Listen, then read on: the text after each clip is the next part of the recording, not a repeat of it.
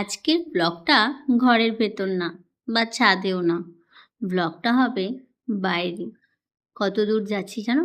মেদিনীপুর। তো ও যাবে না, আমাদেরকে ট্রেনে তুলে দেওয়ার জন্য এসেছিল। আর আমি কিন্তু একা একা যাচ্ছি না ওদেরকে নিয়ে, আমরা সকলে মিলে যাচ্ছি। কে কে? দেখো, অনেকজন। কোথায় যাচ্ছি বলো তো? আর কত দূর মা? বেঁচে বেঁচে করলি জামাই, তারপর সত্যি আমাদের বেছে বেছে জামাই করেছিল। 3খানা ট্রেন পাল্টে, 2খানা বাস, এখন আমরা টোটোতে আছি।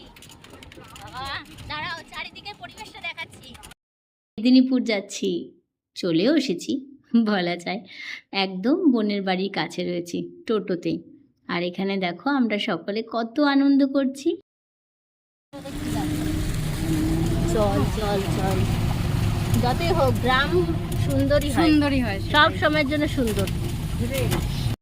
মায়ের 6 মাসে অন্নপ্রাশনে যাচ্ছি। তো সেখানে দেখো, এটা পুরো একদম বোনদের বাড়ির ফ্রন্ট না, এটা ব্যাক সাইডে। আমরা এদিক থেকে যাচ্ছি, টোটো এখানে নামিয়েছে। আর পরিবেশটা দেখো।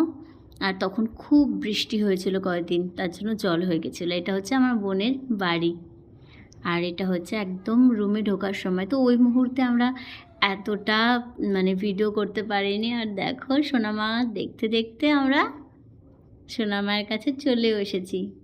আর বোনের বর শুয়ে আছে। আর এখানে আমার সোনামাকে তখন দেখছিলাম, যতটুকুনি পেরেছি ভিডিও তুলেছি। এটাই তো স্মৃতি বলো। আর মুখে দেখো আঙ্গুল দিয়ে রেখে দিয়েছে। আর আমার বোনটাকে দেখো, পুরো গিন্নি লাগছে, মা মা। আজকের ব্লগটা এখানেই শেষ করছি, মিনি ব্লগ বলে কথা। আবার দেখা হবে নেক্সট পার্টে, কী কী হলো সব কিছু নিয়ে।